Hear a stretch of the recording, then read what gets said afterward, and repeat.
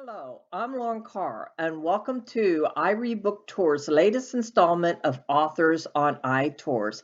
Thank you for joining us today. If you enjoy our interview with Kari Bovee, then do be sure to hit the like button and hit subscribe to get notifications of our latest installments of Authors on iTours. As I said, today we are interviewing mystery author Kari Bovee when she's not on a horse or walking along the beautiful cotton-laden landscape of Corrales, New Mexico, or basking on white sand beaches under the Big Island Hawaiian sun. Kari Bovee is escaping into the past, scheming murder and mayhem for her characters, both real and imagined, and helping them to find order in the chaos of her action-packed novels. Kari Bovee writes the award-winning Annie Oakley Mystery Series, which is currently on tour with I Read Book Tours, with an audiobook tour, because that series has just been released in audiobook. And she is also the author of the Grace Michelle Mystery Series, which will be touring in March. And she has many more ideas of many more plot lines and murder and mayhem mysteries that we will be discussing during our interview today. I thank you for joining us. And without any further ado, here is Kari Bovee. So, hello, Kari. How are you? I'm fine. How are you, Lauren? Oh, I'm just fine. Are you all ready? Well, why don't you tell us a little bit about the Annie Oakley Mysteries? I'm sure everybody's heard of Annie Oakley. Everybody's heard of Annie Oakley. Everybody's heard of Annie Oakley. What inspired you to do the Annie Oakley Mysteries? What process, and tell us a little bit about her character as a mystery detective, as an amateur detective. Sure. A female protagonist, amateur detective. That's right. What kind of prompted me was I hadn't even considered Annie Oakley, but my late father and I shared a love of history. And he suggested to me that I watch this Annie Oakley special. It was a PBS American, I think it's called a American Experience special on Annie Oakley. And he thought I would be really interested in her as a protagonist for a novel. And I watched it and I was amazed with her. I wasn't that interested in her before, but after I watched this, I really learned a lot about her and a lot about her history, which is very interesting, which a lot of people I don't know if they've really delved into her actual history, aside from the fact that she was, a sharpshooter in the Wild West show, kind of America's sweetheart kind of thing. And then the Broadway shows and the movie and the TV show. And they didn't really quite portray her with the depth of who she really was. And so after I saw that, I was like, well, what am I going to do with this? And I didn't want to write a biography. I didn't want to write nonfiction. I wanted to write mysteries. And I had read a series of books by Stephanie Barron, who's also known as Francine Matthews. And she used Jane Austen as an amateur sleuth.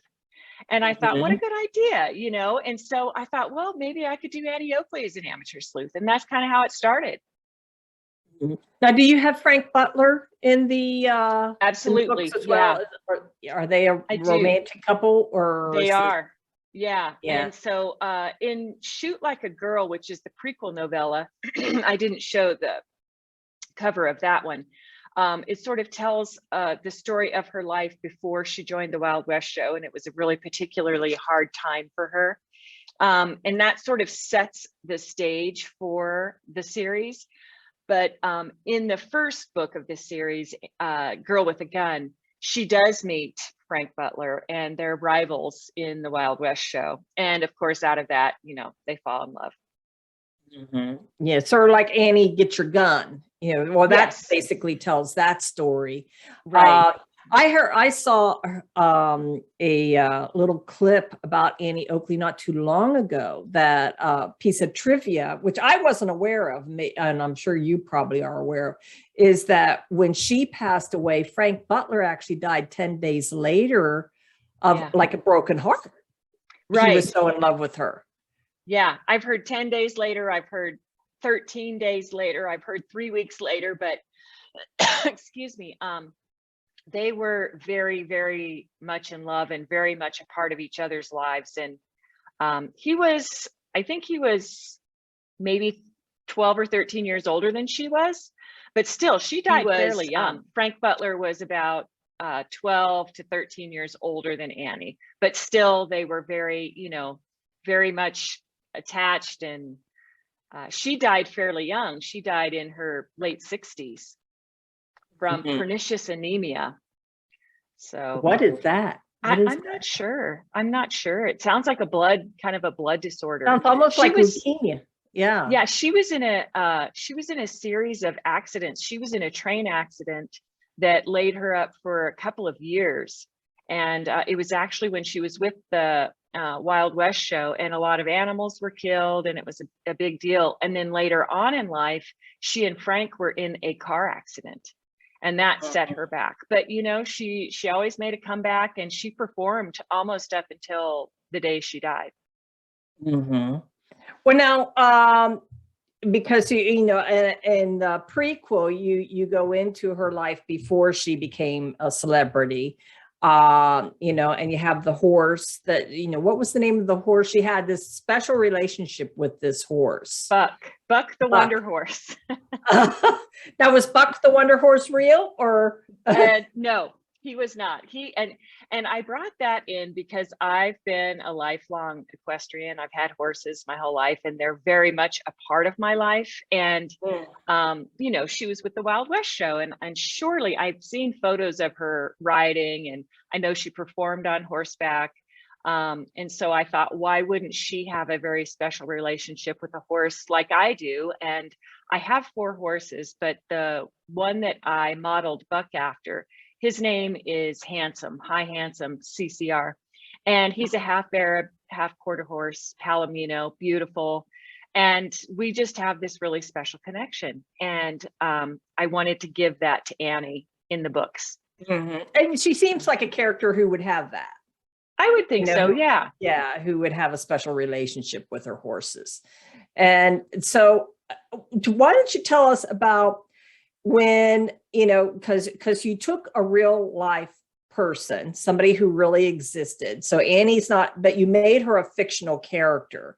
What was the process of doing that? I mean, how far do you feel like you could go as far as, because, do you feel like you need to reach out to the family to say, hey, I'm going to do this? Or, how far can you go in fictionalizing a real person who is dead? Right. How far do you feel that you can go with that? What was the process, your thought process in doing that? Well, I was a little bit concerned about it, but I don't paint her in a negative light in any way. And I did sort of fudge some of the timeline of her life. For instance, in my books, she joins the Wild West show when she was 15. And that is in real life when she met Frank Butler, she was 15, but she actually didn't join the Wild West show until she was 26. And in the meantime, she and Frank kind of took their act, sort of, they did a vaudeville act, and there wasn't a lot of history about that period in time. So I just condensed it for my book. And I was interested in their relationship, and I was interested in her in the Wild West show. So I just kind of compressed it to add the two things together. But and then there are certain things like, the horse, I don't know if she had a special horse in her life. And I just sort of embellished certain things that were fictionalized, but I really tried to stay true to what I had researched about Annie's character, about her person, about her personality. She was a very benevolent person. She was very connected with her family. Her family was very important to her. And that's sort of the theme throughout the whole book. So she is trying to take care of her family, which she actually did as a young girl. She, she learned to shoot a shotgun after her father passed away, and she would shoot game to help feed her family because they lived in poverty. And after her father died, they really struggled financially. And so she would shoot game to feed her family. And then she was so good at it that she shot so much game that she was selling it to the local mercantile and also the surrounding hotels. And they clamored for the meat that she shot because she had a good aim, and she would hit the birds in particular in the back of the head so that none of the shot was in the meat. So, so she kind of had a reputation of doing that. So I just tried to stick with that. She was raised Quaker, so that comes into the stories a little bit, not a lot, but sort of her morality and her value system, I tried to stay true to. Mm-hmm. And I had heard that the way she and Frank met which was, I believe was what was in Annie Get Your Gun, is that he came to town, for a shooting match, and she entered, and he couldn't figure out why everybody was betting on her and not him. And that intrigued him. I got to meet this girl, because and she actually did win. She did, yes. And that I always found that kind of interesting because most men in that day and age, first of all, there weren't very many women sharpshooters. Second of all, she was just a teenager, and she beat him, and he, instead of getting, his feathers ruffled and getting upset about it, he actually fell in love with her like almost instantly because he was just so amazed by her talent and the person that she was. So I thought that was really interesting. You portray him in the book. Now, is he like her sidekick, or are they partners in the sleuthing? Well, in the first book, they're not so much partners, they're rivals, but there's this kind of underlying sexual tension between them and attraction between them. And so in the first book, he's really more the love interest, the rival, and that's how that develops. But in the later books, he is involved in the crime solving a little bit.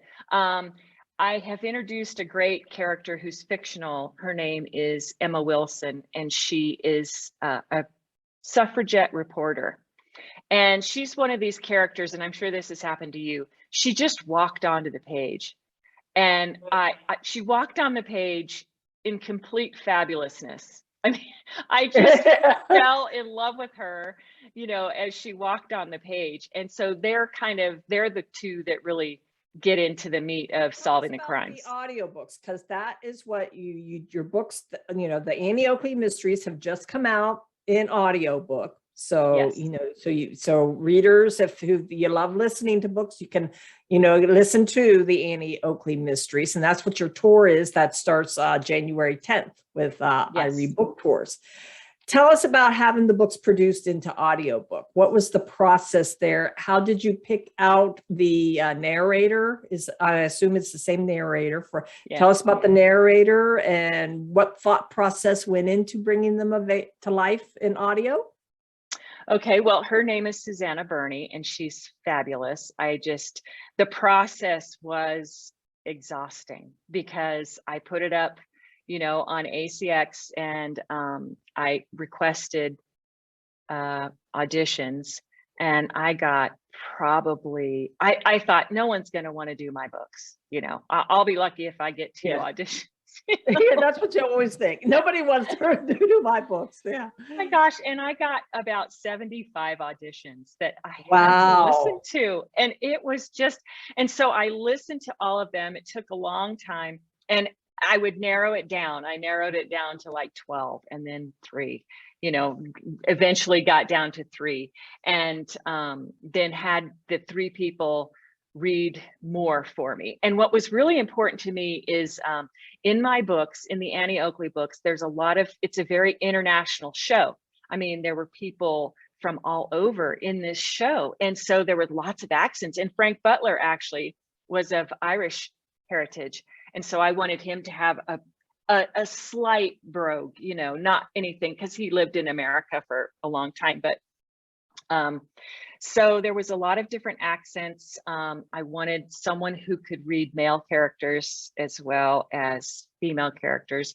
And what really impressed me about Susanna was she has an acting background, which I think is super important, because a lot of Yeah. people were like, oh, did you do your own audiobooks? It was like, no, I am not a trained actor. I can't do any of that, you know. And I just wanted it to be so, I wanted people to get lost in the story, you know, because I love, the narrator can make or break an audiobook, in my opinion. That's true. And when I was listening to some of the first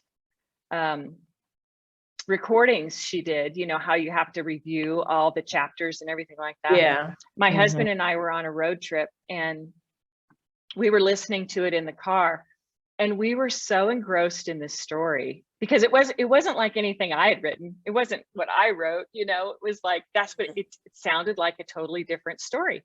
And she just brought it to life so much that we missed a turn, and we went like an hour out of our way. We were so into the book. But yeah, so she did a really good job. Thank you so much for stopping by today for our author interview with Kari Bovee. And be sure to stop by Kari Bovee's tour page for the Annie Oakley Mysteries audiobook tour, and follow the links to learn more about her at her website. If you enjoyed today's discussion with Kari Bovee, then do be sure to click the like button and hit the subscribe button to receive notifications for our upcoming author interview tours. Thank you very much for visiting with us today, and happy reading.